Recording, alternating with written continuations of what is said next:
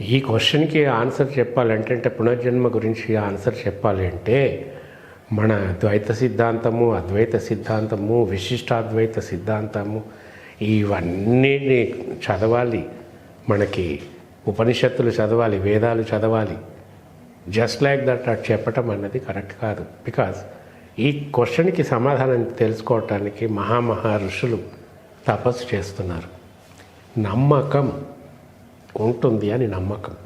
అయితే ఇది అన్ని మతాల్లోనూ ఈ నమ్మకం ఉంది. ఈ నమ్మకం లేని మతం లేదు. ఒక ఇండివిజువల్ మతం ఉందనుకోండి, ఒక particular person he may not believe that మళ్ళీ పునర్జన్మ ఉంది అని అతను నమ్మకపోవచ్చు. That is different. For example Yandamuri Veerendranath ఉన్నాడు, మళ్ళీ పుడతానని నాకు నమ్మకం లేదని నేను క్లియర్గా చెప్పేస్తారు ఆయన.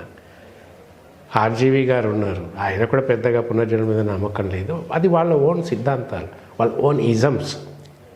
కానీ అది కూడా నమ్మకమే. మళ్ళీ పుడతాము అనేది ఎంత నమ్మకమో మళ్ళీ పుట్టము అనేది కూడా అది కూడా ఒక నమ్మకమే. సో నమ్మకం నిజం కావచ్చు కాకపోవచ్చు, నమ్మకం సత్యం కావచ్చు కాకపోవచ్చు. నమ్మకాలు ఎవరికైనా ఏ నమ్మకాలైనా ఉండొచ్చు. సో పునర్జన్మ అనేది ఉన్నదా లేదా అన్నదానికి, పునర్జన్మ అన్నది ఉన్నది అని చెప్పడానికి కొన్ని తార్కాణాలు ఉన్నాయి, కొన్ని సంఘటనలు ఉన్నాయి. లేవు అని చెప్పడానికి అక్కడ ఏమి లేదు. లేనప్పుడు ఇంకేం చెప్తాము?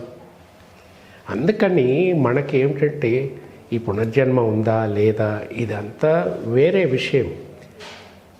ప్రస్తుతం భగవంతుడిచ్చిన జీవితాన్ని నమ్ముకొని దీన్ని అత్యంత వైభవంగా అత్యంత బాగా మనం స్పెండ్ చేయగలిగితే, జీవించగలిగితే అంతకు మించి ఇంకొకటి ఏమీ లేదు. ఉండొచ్చు, ఉంటే అప్పటికి చూసుకుంటే పోయింది ఉంటే. ఇప్పటి గురించి మనం ఇప్పుడు ఆలోచిస్తే బెటర్.